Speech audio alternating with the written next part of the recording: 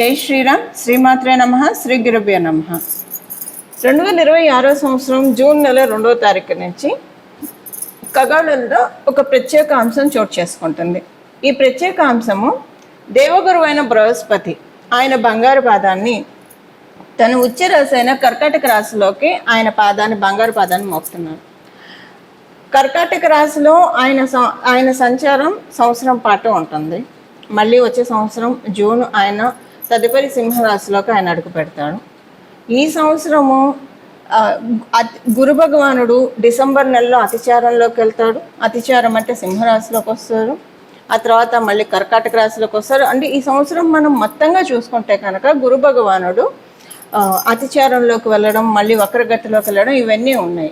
ఇవన్నీ మళ్ళీ మనము అప్పుడు ప్రత్యేకంగా మాట్లాడుకుందాం. ఆ డిసెంబర్ నెలలో అప్పుడు మళ్ళీ దాని గురించి ఎలాంటి రిజల్ట్స్ ఉంటాయి అనేది మళ్ళీ చేస్తాను. ఓవరాల్గా అసలు గురు భగవానుడు కర్కాటక రాశిలో ఉండడము, తన ఉచ్చ రాశి, అన్ని రాశుల్లోకి ఆయనకి స్పెషల్ రాశులు కొన్ని ఉంటాయి, 3 ఉన్నాయి. అందులో ఆయన స్వక్షేత్రాలను మినహాయిస్తే ఇంకా స్పెషల్ రాశి, ఇంకా ఆయన ప్రత్యేకమైన రాశి ఉచ్చ రాశి కర్కాటక రాశి. ఈ కర్కాటక రాశిలో ఇప్పుడు గురు భగవానుడు సంచారము ద్వాదశ రాశుల వాళ్ళకి, ద్వాదశ లగ్నాల వాళ్ళకి ఎలాంటి మంచి ఫలితాలు ఇవ్వబోతుంది. మళ్ళీ మనకి ఇలాంటి గ్రహస్థితి రావాలంటే, అంటే మళ్ళీ మనకి గురు భగవానుడు కర్కాటక రాశిలోకి రావాలంటే, ఒకసారి కర్కాటక రాశిలో ఆయన సంచారం ముగించిన తర్వాత మళ్ళీ 12 సంవత్సరాలు పడుతుంది. ఈసారి చాలా విశేషాలతో కూడుకొని ఉంది కర్కాటక రాశిలో గురు భగవానుడు సంచారము. అందులో ఇంకొకటి ఏంటంటే శనేశ్వరుడు, శని మహారాజు మీనరాశిలో ఉండడము. మీనరాశి ఆయన స్వక్షేత్రము. ఇప్పుడు రేవతి నక్షత్రంలో శని భగవానుడు సంచారం సాగుతూ ఉంది. 9వ దృష్టితో ఆయన మీనరాశిని చూడడము, ఇదొక స్పెషల్ అంశము. కాలపురుషుడు కుండలిలో వ్యయరాశి మీద ఆయన దృష్టి పెట్టారు. సో ఈ వ్యయరాశి మీద ఆయన దృష్టి పెట్టడము, ఆయన స్వరాశి అవ్వడము, అందులో ఉచ్చరాశిలో ఉండి చూడడము, ఇవన్నీ కూడా చాలా మంచి ఫలితాన్ని ద్వాదశ రాశుల వాళ్ళకి, ద్వాదశ లగ్నాల వాళ్ళకి కలగజేస్తుంది. కొన్ని రాశుల వాళ్ళకి, కొన్ని లగ్నాల వాళ్ళకి కొంచెం వాటిని అందుకోవడంలో కొంచెం ప్రయత్నం వారు చేయాల్సి ఉంటుంది. అవేంటో మనం చూద్దాము. ఇప్పుడు మొత్తంగా అసలు ద్వాదశ రాశుల వాళ్ళకి, ద్వాదశ లగ్నాల వాళ్ళకి, 27 రాశుల వాళ్ళకి గురు భగవానుడు ఆయన ఉచ్చక్షేత్రమైన కర్కాటక రాశిలో ఉంటూ కాలపురుషుడు కుండలిలో నుంచి చతుర్థ స్థానంలో ఉంటూ ఆయన ఎలాంటి ఫలితాన్ని ప్రసాదిస్తారో చూద్దాము. మనము శ్రీరామచంద్రమూర్తి జన్మజాతకం తీసుకుంటే ఆయన పుట్టినప్పుడు గురు భగవానుడు బృహస్పతి ఆయన ఉచ్చ రాశిలో ఉన్నాడు, కర్కాటక రాశిలో ఉన్నాడు. అలాగే శ్రీకృష్ణ పరమాత్ముడు ఆయన జన్మజాతకం చూసుకుంటే ఆయన జన్మజాతకంలో కూడా గురు భగవానుడు ఉచ్చక్షేత్రంలో ఉన్నాడు, అంటే కర్కాటక రాశిలో ఉన్నాడు. అలా ఇప్పుడు అందరికీ కూడా, అంటే మనందరికీ కూడా ఉచ్చ రాశిలో ఆయన ఉన్నాడు. ఇది ప్రతి ఒక్కళ్ళకి వర్తిస్తుంది. ఇప్పుడు కొంతమంది ఉంటారు అదృష్టవంతులు, వాళ్ళు పుట్టినప్పుడే గురు భగవానుడు కర్కాటక రాశిలో ఉన్నవాళ్ళు. అలా ఇప్పుడు మీరు ఎవరైనా ఉంటే కనుక మీకు ఇంకా చాలా మంచి ఫలితాలు వస్తాయి, అంటే ఎక్కువ ఫలితాలు, రెట్టింపు ఫలితాలు ఉంటాయి. అలా లేకపోయినా కూడా కాలపురుషుడు కుండలిలో ఆయన కర్కాటక రాశిలో సంచారము ద్వాదశ రాశుల వాళ్ళకి, ద్వాదశ లగ్నాల వాళ్ళకి మంచి ఫలితాలని ప్రసాదిస్తుంది. ఈ ఫలితాలు ఏంటి, ఇవన్నీ కూడా ఇప్పుడు మనం 1 by 1 ప్రతి ఒక్క రాశికి విడివిడిగా మాట్లాడుకుందాం. ఇప్పుడు గురు భగవానుడు ఉచ్చ రాశిలో ఆయన ఎలాంటి ఫలితాలు ఇస్తారు అని మనం తెలుసుకోవడానికి ముందుగా కొన్ని ప్రత్యేక మీ జన్మ కుండలిలో కనుక గురు భగవానుడు మీరు పుట్టినప్పుడు కర్కాటక రాశిలో ఉంటే చాలా మంచి ఫలితాన్ని ఇస్తారు. ఎవరికైనా గురు భగవానుడు మకర రాశిలో ఉంటే, అంటే మకర రాశి ఆయన నీచక్షేత్రం, ఇప్పుడు వాళ్ళకి చాలా బాగా ఉంటుంది. అసలు మామూలుగా అయితే మకర రాశి ఆయన నీచ రాశి కాబట్టి ఇప్పుడు చాలా బాగుంటుంది. అంటే ఇక్కడ సమసప్తకాలు అవుతాయి. ఆయన నీచ రాశిలో ఉన్నాడు, మళ్ళీ ఇక్కడ గోచార గురుడు కర్కాటక రాశిలో ఉన్నాడు. సో సమసప్తక స్థితి ఇరుగురు వర్యులకి కూడా చాలా మంచి ఫలితాలని కలగజేస్తుంది. అలాగే కర్కాటక రాశిలో ఉంటే ఇది చాలా మంచిది, ఎందుకంటే జన్మగురుడు మీద గోచార గురుడు సంచారము, ఇది చాలా మంచి ఫలితాలను ఇస్తుంది. అలాగే ఎవరికైనా వృశ్చిక రాశిలో గురు భగవానుడు ఉంటే ఆయన 5వ దృష్టితో చూస్తూ ఉంటారు కాబట్టి మంచి ఫలితాలను ఇస్తుంది. మీన రాశిలో ఎవరికైనా ఉంటే మీనరాశిలో ఉంటే గురు భగవానుడు, అది కూడా చాలా స్పెషల్ ట్రాన్సిట్గా మీకు ఇంకా అంటే కొంతమందికి ఎక్స్ట్రా ఫలితాలు ఉంటాయి, మంచి ఫలితాలు ఎక్కువగా వస్తాయి. ఎవరెవరు అనేది ఈ స్థితిలో కనుక ఉంటే, అంటే గురు భగవానుడు మీ జన్మ జాతకంలో కర్కాటక రాశిలో ఉన్న, వృశ్చిక రాశిలో ఉన్న, మకర రాశిలో ఉన్న, మీన రాశిలో ఉంటే ఇంకా ఇది మీకు చాలా స్పెషల్ గోచారం అని చెప్పాలి. చాలా స్పెషల్ గోచారం, ఎక్కువ మంచి రెట్టింపు మంచి ఫలితాలను ఇస్తుంది. అందున ప్రత్యేకించి మకర రాశిలో గురు భగవానుడు ఎవరికైనా ఉంటే మీరు పుట్టడమే అంటే ఇక్కడ మళ్ళీ క్యాన్సిలేషన్స్ ఉంటాయి. ఇక్కడ కనుక మీకు మంగళతోటి కూడి గురు భగవానుడు ఉంటే కనుక అప్పుడు గురు భగవానుడు ఆయనకు ఉచ్చస్థానం, మంగళకి ఈయన నీచస్థానం కాబట్టి ఈయనకి నీచ భంగం అయిపోతుంది. అప్పుడు మీకు ఇది మీకు నీచలో ఉన్నట్టు కౌంట్ కాదు. ఇంకా ఒకవేళ అలా ఉంటే ఇంకా మంచిది. అలా ఎవరికైనా ఉంటే కనుక మంగళ జూపిటర్ కనుక మకర రాశిలో ఉంటే ఈ ట్రాన్సిట్ చాలా బాగా ఉంటుంది. అలా లేదు ఉత్తగా జూపిటరే ఉన్నారు అనుకోండి, ఉత్తగా గురు భగవానుడే ఉన్నాడు అనుకోండి మకర రాశిలో, ఇంకే ప్లానెట్స్ ఉన్నా కౌంట్లోకి రాదు. మంగళ ఉంటేనే ఆయనకి ఇక్కడ క్యాన్సిలేషన్ అవుతుంది. ఒకవేళ జూపిటర్ రెట్రోగ్రేషన్లో ఉన్నా కూడా ఆయన ఉచ్చ స్థానంలోనే ఉన్నట్టు కన్సిడర్ అవుతుంది మకర రాశిలో. అసలు మామూలుగా ఇదంతా లేకుండా జూపిటర్ కనుక గురు భగవానుడు కనుక మకర రాశిలో ఉంటే ఇది ఇంకా స్పెషల్ ట్రాన్సిట్ అవుతుంది. మీరు మీ జన్మ జాతకంలో కనుక గురు భగవానుడు మకర రాశిలో ఉంటే మీరు గురుబలం లేకుండా పుట్టారు కాబట్టి ఇప్పుడు మీరు దాన్ని మళ్ళీ వచ్చే 12 సంవత్సరాల వరకు ప్రొటెక్ట్ చేసుకోవడానికి అవకాశం ఉంటుంది. దానికోసం ఈ సంవత్సరం మొత్తం కూడా గురు భగవానుడు ఆరాధన చేస్తే చాలా మంచి ఫలితాలు ఉంటాయి. ఇప్పుడు నేను చెప్పిన ఈ ప్రత్యేక గ్రహస్థితిలో ఉన్న వాళ్ళ మటుకే కాదండి, మనందరికీ కూడా మళ్ళీ 12 సంవత్సరాల వరకు కూడా మనం గురుబలాన్ని సెక్యూర్ చేసుకోవడానికి, గురుబలాన్ని భద్రపరచుకోవడానికి ఇప్పుడు ఆహార నిల్వలు చేసుకుంటే మనకి డబ్బు నిల్వలు చేసుకుంటాం, ఆహార నిల్వలు చేసుకుంటాము, సేవింగ్స్ చేసుకుంటాము. ఇవన్నీ మనం మెటీరియల్గా చేసేది. మనం అకల్ట్గా ఏం చేస్తున్నాము, స్పిరిచువల్గా ఏం చేస్తున్నాము, మనం చేసే ప్రతి మంచి పని కూడా మనకి గురుబలాన్ని యాడ్ చేస్తూ ఉంటుంది. ఈ సంవత్సరం ఎంత ఎప్పుడు మంచి పనులు చేస్తూ ఉండాలి. ఈ సంవత్సరం ఎంత వీలైతే అంత మంచి పనులు చేస్తూ ఉంటే కనుక గురుబలం ఆటోమేటిక్గా యాడ్ అయిపోతుంది. మీరు గురుతత్వం కల దేవీ దేవతని పూజించినా పూజించకపోయినా కూడా మానవ సేవ మాధవ సేవ అన్న చందాన మీరు ఉన్నవాళ్ళైతే మీరు ఎప్పుడు గురుబలంతో ఉన్నవాళ్ళే. ఇప్పుడు ఇంకా దాన్ని చేస్తే కనుక ఇంకా మంచి ఫలితాన్ని చూడొచ్చు. సో ఇలా మనం అందరం కూడా 12 సంవత్సరాల వరకు గురుబలాన్ని సెక్యూర్ చేసుకోవడానికి this is the right time undoubtedly. ఇప్పుడు మనం విడివిడిగా ప్రతి ఒక్క రాశి వాళ్ళకి గురు భగవానుడు ఎలాంటి ఫలితాలను ప్రసాదిస్తాడు అన్న విషయాన్ని చూద్దాం. సింహరాశి సింహ లగ్నంలో పుట్టిన వాళ్ళకి 1000 స్థానంలో గురు భగవానుడు సంచారము. డబ్బు ఖర్చుకి ప్రిపేర్డ్గా ఉండండి. దేనికండి డబ్బు ఖర్చు? శుభకార్యాలకండి డబ్బు ఖర్చు ఒకటి. సెకండ్ థింగ్ దేనికి?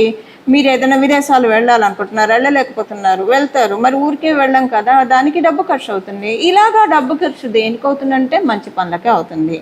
ఈ ఖర్చు చేస్తే ఏ ఖర్చు చేస్తే మనకి ఇది అసలు ఖర్చే కాదు అని అనిపిస్తుందో ఆ ఖర్చులే చేయిస్తాడు గురు భగవానుడు. ఎప్పుడు ఆయన చేయించినా హ్యాపీగా ఖర్చు చేయిస్తాడు. ఒక్కోసారి శుభకార్యాలకి పెట్టినా కూడా మనసు తృప్తిగా అనిపించదు. ఎందుకంటే దీనికి ఎక్కువ పెట్టేసామో ఇలాంటిది ఉంటుంది. అరే అనవసరంగా అంత ఎక్కువ అయిపోయిందేమో, ఇక్కడ తగ్గించుంటే బాగుండి ఇలా అనిపిస్తుంది. కానీ గురు భగవానుడు ఉంటే అలా అనిపించదు, తృప్తిగా అనిపిస్తుంది. ఈ ఖర్చు అయినా కూడా మనకి ఇంత బాగుంది, ఇంత బాగా జరిగింది, ఇంత వైభవంగా జరిగింది అని ఉంటుంది. లేదా ఎక్కడ కరెక్ట్గా ఖర్చు పెట్టాలో అక్కడ ఖర్చు పెట్టేస్తాడు. ఇది గురు భగవానుడు మీకు ఖర్చులు ఇస్తాడు. మీరు దానికి ప్రిపేర్ అయి ఉండాలి. మీరు దూర ప్రాంతాలకు వెళ్ళాలని ప్రయత్నిస్తూ ఉంటే శీఘ్రంగా దూర ప్రాంతాలు వెళ్ళాలనుకున్నది అవుతుంది. మోక్షస్థానం అంటే మీకు 12వ స్థానం మోక్షస్థానము. మోక్షస్థానంలో ఆయన ఉంటూ ఇప్పుడు చెప్పాను కదా, ధర్మ త్రికోణాలు, అర్ధ త్రికోణాలు, కామ త్రికోణాలు, మోక్ష త్రికోణాలు. మీకు ఇప్పుడు మోక్ష త్రికోణం చాలా బలంగా ఉందండి. కారణం ఏంటంటే ఆయన మీ చతుర్థ స్థానాన్ని చూస్తున్నాడు. కర్కాటక రాశిలో ఉంటూ మీ చతుర్థ స్థానాన్ని చూస్తున్నాడు. వృశ్చిక రాశి చతుర్థ స్థానం. అలాగే అష్టమ రాశి మీనరాశి, మీకు మీ నుంచి అష్టమ రాశి మీనరాశి. ఇదేంటి? ఇది ఇంకొక మోక్ష త్రికోణము అష్టమ రాశి. మరి మీకు 1000 స్థానాల్లో ఉన్నాడు. 4, 8, 12 చతుర్థ అష్టమ వ్యయ భావాలు మోక్ష త్రికోణాలు. మోక్షం అంటే ఏంటి?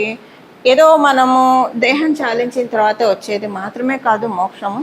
మన నిత్య దైనందిన జీవితంలో మనం ఏవైతే కష్టపడుతూ ఉన్నామో, బాబు దేవుడా దీని నుంచి నన్ను రక్షించు, దీని నుంచి నాకు ముక్తిని ప్రసాదించి, ఈ కష్టం నుంచి నాకు మోక్షాన్ని కలిగించు అన్నవి కూడా మోక్షమే. ఇప్పుడు మోక్ష త్రికోణం బలంగా ఉండడం వల్ల చాలా మంచి పీరియడ్. మీకున్నవి ఏవైతే ఉన్నాయో, మీరు ఏదైతే ఇప్పుడు సపోజ్ మీరు చదువు విషయంలో కావచ్చు, లేదా ఏ విషయంలో అయినా సరే ఇది ఉండకుండా ఉంటే బాగుండి, దీని నుంచి బయటపడితే నేను ఇంకా బాగా ముందుకు వెళ్తాను కదా అని అనుకున్నవి ఏవైనా సరే, మిమ్మల్ని ఏవైతే ఆపుతున్నాయో అవన్నీ ఇప్పుడు మీ దారిలోంచి తప్పుకుంటున్నాయి. మిమ్మల్ని అంటే మీ పురోభివృద్ధిని, మీరు విద్యార్థినుల ఏ పాయింట్ మిమ్మల్ని విద్యలో పురోభివృద్ధికి ఆటంకపరుస్తుందో అది వెళ్ళిపోతుంది. మీరు వివాహ ప్రయత్నాలు చేస్తున్నారు, ఏ పాయింట్ మీకు వివాహానికి స్ట్రాంగ్ చేయట్లేదో ఆ పాయింట్ వెళ్ళిపోతుంది. ఏ విషయాలు, ఏ పరిస్థితులు, ఏ వ్యక్తులు అవి వెళ్ళిపోతాయి. అలాగే మీరు వృత్తి వ్యాపారాల్లో ఉన్నారు, ఏ విషయం మిమ్మల్ని ముందుకి తీసుకెళ్ళట్లేదు అవి వెనక్కి వెళ్ళిపోయి ముందుకు వెళ్తారు. అలా మీకు ఒక రకంగా బాగుంటుంది. ఇంట్లో చాలా ప్రశాంతమైన వాతావరణం ఉంటుంది. ఇంట్లో దైవబలం బాగా ఉన్నట్లు అనిపిస్తుంది, చాలా ప్రశాంతంగా ఉంటారు. మీరు కనుక స్పిరిచువల్ సీకర్స్ అయితే, ఆల్రెడీ మీరు స్పిరిచువల్ పాత్లో ఉన్న వాళ్ళైతే గోల్డెన్ పీరియడ్, డౌటే లేదు. ఈ సంవత్సరం నుంచి 12 సంవత్సరాల వరకు గోల్డెన్ పీరియడ్. స్పిరిచువల్ పాత్రలో మీరు ఇంకా ముందుకు వెళ్ళడానికి ఇప్పుడు ఎవరండి మిమ్మల్ని నడిపించేది? ఎవరు నడిపిస్తున్నారు తెలుసా? మీరు అంటే ఇది అందరికీ అప్లికేబుల్ కాదు, ఓన్లీ స్పిరిచువల్ సీకర్స్కే. నార్మల్గా మెటీరియల్ లైఫ్లో ఉండే వాళ్ళకి ఓకే, అంటే జనరల్గా భగవంతుని ప్రార్థిస్తారు, అంతవరకే ఉన్న వాళ్ళకి ఇది అంతగా అప్లికేబుల్ కాదు. కానీ కొంతమంది ఎస్పెషల్లీ స్పిరిచువల్ సీకర్స్ ఉంటారు, వాళ్ళకి ఇది చాలా మంచి పీరియడ్. ఇప్పుడు మిమ్మల్ని ఎవరు పట్టుకొని నడిపిస్తున్నారు? వేలు. చిన్నప్పుడు మనల్ని మన అమ్మ, మన నాన్నగారు లేదా అమ్మమ్మ, నాన్నమ్మలో, తాతగారు పట్టుకొని నడిపించేవాళ్ళు. సో మన చుట్టాలు పట్టుకొని నడిపించేవాళ్ళు. ఇప్పుడు మిమ్మల్ని వేలు పెట్టుకొని నడిపించేది, మనల్ని వేలు పట్టుకొని నడిపించేది గురు భగవానుడు. అత్యద్భుతమైన మంచి మంచి ఎక్స్పీరియన్సెస్ సింహరాశి వాళ్ళు, సింహ లగ్నం వాళ్ళు ఎవరైతే స్పిరిచువాలిటీలో ఉన్నారో వాళ్ళందరూ చూస్తారు. ఎవరైతే గురుస్థానంలో ఉన్న వాళ్ళు వాళ్ళందరికీ మంచి పీరియడ్ ఇది. సో కొంత సింహరాశికి, సింహ లగ్నంలో పుట్టిన వాళ్ళకి మీరు కూడా అంటే మీరు మెటీరియల్ ప్రాస్పెక్టివ్లో ఉన్నా కూడా కొంత స్పిరిచువాలిటీని అడాప్ట్ చేసుకోవాలనుకున్న వాళ్ళకి ఇది మంచి పీరియడ్. ఇంకొకటి, ప్రతి పని కూడా ఒక ఇదిలో, ఇప్పుడు సపోజ్ మీరు ఏదైనా ఒక పని అనుకున్నారు, అది అవ్వలేదు, సరే అవ్వకపోవడం మనం మంచికే అని వదిలేస్తూ ఉంటే కనుక మీకు మోక్ష త్రికోణం చాలా బలపడుతుంది. మోక్ష త్రికోణం బలపడడం వల్ల మీకు ఆయన 5th లార్డ్ కూడా అవ్వడం వల్ల మీరు అనుకున్న పనులన్నీ కూడా ఈజీగా అవ్వడానికి ఇది చాలా మంచి పీరియడ్. సో ఎలా చూసుకున్నా కూడా సింహరాశి, సింహ లగ్నంలో పుట్టిన వాళ్ళకి ది బెస్ట్ పీరియడ్. గురు భగవానుడు ఉచ్చ రాశిలో ఉంటూ మీకు ప్రసాదించే ఫలితాలు చూశారు కదా. మీ రాశి వాళ్ళకి గురు భగవానుడు ఉచ్చ క్షేత్రంలో ఉంటూ ఎలాంటి ఫలితాలను ప్రసాదిస్తూ ఉన్నారు. వీటిని అందిపుచ్చుకోవడానికి మన వంతు ప్రయత్నం కూడా మనం చేయాలి కదా. ఎప్పుడైనా మన వంతు ప్రయత్నం మనం చేస్తే ఫలితాలు రెట్టింపుగా ఉంటాయి. అవి వచ్చేవి వస్తూనే ఉంటాయి, కానీ మనం కూడా మన వంతు ప్రయత్నం అవి అందుకోవడానికి చేస్తే కనుక వాటిల్ని మనం ఇంకా ఎక్కువగా విడిచిపెట్టుకోవడానికి అవకాశం ఉంటుంది. గుర్తుపెట్టుకోండి, 12 సంవత్సరాల దాకా మళ్ళీ ఇలాంటి గ్రహస్థితి మనం చూడలేము. ఇప్పుడే మొదలైంది కాబట్టి సంవత్సరం పాటు ఉంటుంది. ఈ సంవత్సరం పాటు ఉన్న గురు భగవానుడు ఉచ్చ స్థితిని మనం అందరం ఎలా మొత్తంగా తీసుకోవాలి అంటే, ఎలా మనం దాన్ని సద్వినియోగం చేసుకోవాలి, ఒడిసి పట్టుకోవాలంటే పరిహారం చేయాలి. ఏం పరిహారం చేస్తే కనుక మనము దీన్ని సద్వినియోగం చేసుకున్న వాళ్ళం అవుతాము, అది ఇప్పుడు చూద్దాము. గురువుల ఆరాధన, మెయిన్గా గురువుల ఆరాధన ఈ సంవత్సరం అంతా కూడా ఆశాంతం కూడా చాలా మంచి ఫలితాలను ఇస్తుంది. మీరు ఏ గురు రూపాన్నైనా ఆరాధించండి. అమ్మవారు గురు రూపంలో చూస్తే సరస్వతి అమ్మవారి రూపంలో ఉంటుంది, రాజశ్యాముల అమ్మవారి రూపంలో ఉంటుంది. దక్షిణామూర్తి శివుడు జ్ఞానాన్ని ప్రసాదిస్తాడు దక్షిణామూర్తి స్వరూపంలో. శ్రీ గురు దక్షిణామూర్తి స్వామివారిని ఆరాధించవచ్చు, దత్తాత్రేయ స్వామివారిని ఆరాధించవచ్చు, రాఘవేంద్ర స్వామివారిని ఆరాధించవచ్చు. కృష్ణ మందిర జగద్గురు, మనకి కృష్ణుడు కూడా, కృష్ణ పరమాత్మ కూడా జగద్గురువు. సో ఆది గురువు శంకర భగవత్పాదులను ఆరాధిస్తారా లేదా సాయిబాబాని ఆరాధిస్తారా, మీ ఇష్టం. ఏ దేవీ దేవతలనైనా సరే ఈ సంవత్సరం మొత్తం కూడా గురువు సమానమైన దేవీ దేవతను, గురు సమానం కాదు, గురుతత్వాన్ని సూచించే దేవీ దేవతలను ఆరాధిస్తే కనుక చాలా మంచి ఫలితాలు వస్తాయి. ఇప్పుడు ఒక వారం ఏంటంటే, అందుకే మనకి గోచారంలో గ్రహస్థితులు తిరుగుతూ ఉంటాయి. ఎందుకంటే సపోజ్ ఎవరైనా పుట్టినప్పుడు వాళ్ళకి గురుబలం లేదనుకోండి, ఎగ్జాంపుల్కి గురుబలం లేకపోతే కనుక జీవితంలో చాలా ఇబ్బందులు ఉంటాయి. అంటే లక్ మనకి కావాలంటే గురుబలం ఉండాలి. ఇది వీళ్ళ అదృష్టవంతులు వీళ్ళకి అన్నీ అలా అయిపోతూ ఉన్నాయంటే గురుబలం ఉంటే అవుతుంది. ఇలా గురుబలం అందరికీ దొరకకపోయినా భగవంతుడు అవ్యాజ కరుణామూర్తి కాబట్టి ప్రతి సంవత్సరం కూడా గోచారంలో వచ్చే ఇలాంటి స్థితిగతుల వల్ల మన జన్మజాతకంలో గురుబలం ఉంటే దాన్ని ద్విగుణీకృతం చేసుకోవడానికి, ఒకవేళ జన్మజాతకంలో గురుబలం లేకపోతే దీనిని పెంపొందించుకోవడానికి మరియు దాన్ని తీసుకోవడానికి, గురుబలాన్ని మనం తీసుకోవడానికి, అబ్జర్వ్ చేసుకోవడానికి ఇది చాలా సరైన అవకాశం. ద్వాదశ రాశుల వాళ్ళకి, ద్వాదశ లగ్నాల వాళ్ళకి, 27 నక్షత్రాల వాళ్ళకి కూడా. అందువల్ల గురుతత్వాన్ని సూచించే దేవీ దేవతల్ని ఈ సంవత్సరం మొత్తం కూడా ఆరాధిస్తే చాలా మంచిది. ప్రతిరోజు కూడా ఉదయాన్నే నిద్ర లేస్తుంది మనం ఇక్కడ తల మీద చేపెట్టుకొని వందే గురు పదద్వంద్వం, వందే గురు పదద్వంద్వం, వందే గురు పదద్వంద్వం అనే నామాన్ని ఉచ్చరిస్తూ లేవడము. అంటే ఇక్కడ మనకి గురు పాదకులు ఉంటాయి శిరస్సు మీద, అందుకే మనకి ఇది చాలా పవిత్రమైన స్థానం. ఇక్కడ ఈ స్థానం పవిత్రమైన స్థానం. ఉదయాన్నే లేస్తూనే ఇలాగా వందే గురు పదద్వంద్వం అని ఎప్పుడైతే మనం చెప్పుకుంటూ ఉంటామో, అంటే దీని అర్థం ఏంటి? గురువు యొక్క ఈ రెండు గురువు యొక్క పాదాలకి శిరస్సు ఉంచి ప్రణామం చేస్తూ ఉన్నానని చెప్పి ఈ మంత్రం యొక్క అర్థం. ఇలా ఉదయాన్నే అనుకుంటూ లేవడం వల్ల మన జన్మజాతకంలో గురుబలం పెరుగుతుంది. మీరు అదృష్టవంతులయ్యి మీ జన్మజాతకంలో గురుబలం ఉంటే ఇది ఇంకా యాడెడ్ అడ్వాంటేజ్ అవుతుంది. ఇప్పుడు ఇలా మనం గురుబలాన్ని పెంపొందించుకొని మన జీవితాన్ని ఉన్నంతలో అదృష్టవంతంగా మార్చుకోవడానికి చక్కటి సదావకాశాన్ని గోచారంలో బృహస్పతి ప్రసాదిస్తూ ఉన్నాడు. గోచారంలో బృహస్పతికి అన్ని ప్లానెట్స్ కూడా చాలా భక్తితో ఆరాధిస్తాము. ఇంకా గురు భగవానుడు అంటే అత్యంత భక్తి శ్రద్ధలు కనుక గురు భగవానుడి పాదాలకి శిరస్సు ఉంచి ప్రణామం చేస్తూ మనందరికీ కూడా సన్మంగళాలు మన జీవితంలో కలగాలని చెప్పి మనస్ఫూర్తిగా కోరుకుంటూ మంగళం. నమో భగవతే వాసుదేవాయ.